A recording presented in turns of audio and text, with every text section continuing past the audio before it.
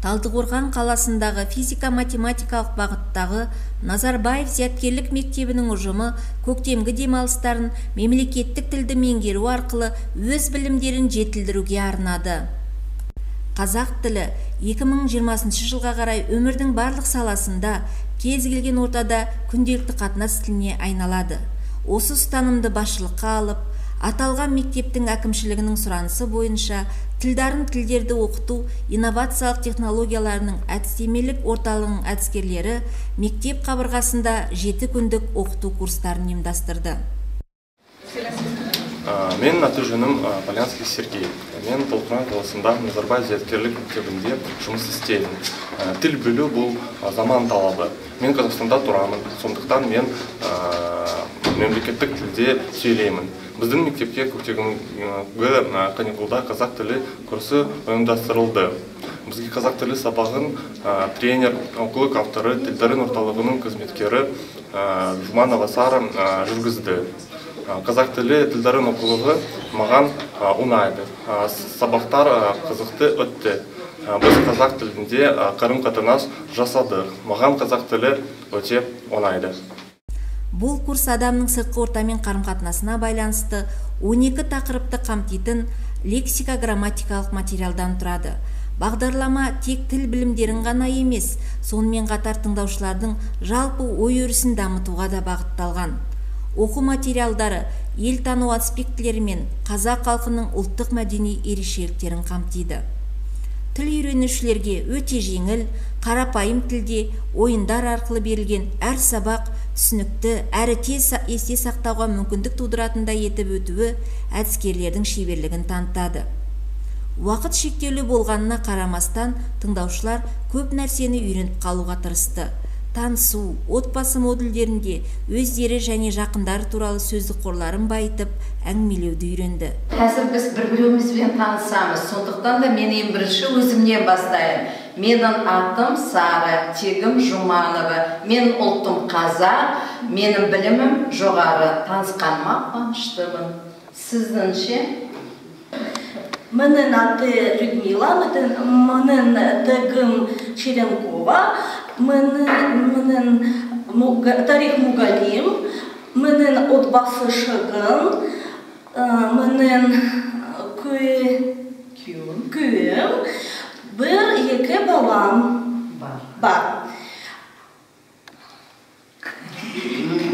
Менің атым Наталья, менің тегім Лебедева.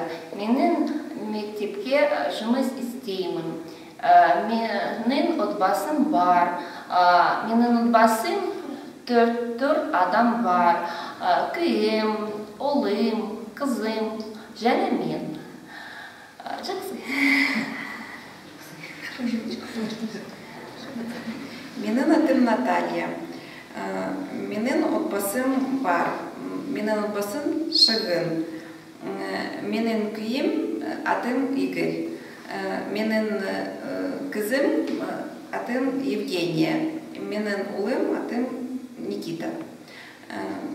Менің отбасым жақсы көремін. Менің отбасым. Ну, пожалуйста, отбасым. Кәлек айтады, я айтамын. Бұл мен, менің күйеуім, менің әкесім, әке ол зейнеткер, бұл шешем, менің балаларым, ол 5 қызым. 5 қызым бар. Отбасы қандай? Сіздің отбасыңыз қандай? Үлкен. Отбасыңыз үлкен. Менің отбасым өте тату. Тәтті. Не істейді? Не істейді? Живут как будто? Тұрады или? Тәтті өмір сүреді. Өмір сүреді, жақсы. Уақыт модулі бойынша өзінің күн тәртібін құрастырып, туған жер модулі бойынша Қазақстан, өз қаласы, бас қала туралы көптеген жаңа сөз орамдарымен танысып, ауызекі сөйлеуде қолдануға дағдыланды. Сағат 6 тұрамын. Дене шынықтыру жаттығуларын жасайсыз ба? Жоқ, мен дене шынықтыру демала жаттығулар істеймін. Істеймін? Өте керемет. Таңертең жұмысқа сағат нешеде барасыз? Мен жұмысқа сағат 8:30-да мектепке келесіз. Содан кейін не істейсіз? Содан кейін 8-ден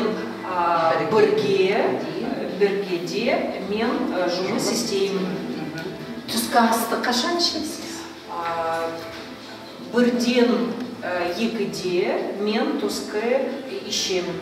Түскі асты ішесіз. Содан кейін не істейсіз? Содан кейін 2-ден 6-да мен жұмыс істеймін. Жақсы, үйге қашан барасыз? Мен 7:30 үйге барамын. Сағат нешеде ұйықтайсыз? Ұйықтаңыз. Мен сағат 11-де ұйықтаймын. Сонымен өзінің уақытын аямаған ұстаздар қауымы пайдамен өткен демалыстарына тәнті болды. Әр елдің азаматы ол өз елінің патриоты. Сондықтан мемлекеттен тілді білу ол біздің парызымыз. Біз мектепте қазақ тілін үйренеміз. Осы курста мен қазақ тілін жетілдірдім. Қазақ тілі бай тіл. Болашағымыз үшін мемлекеттік тілде сөйлесейік. Маған тілдардың әдістемесі өте ұнайды. Әдістеме тиімді.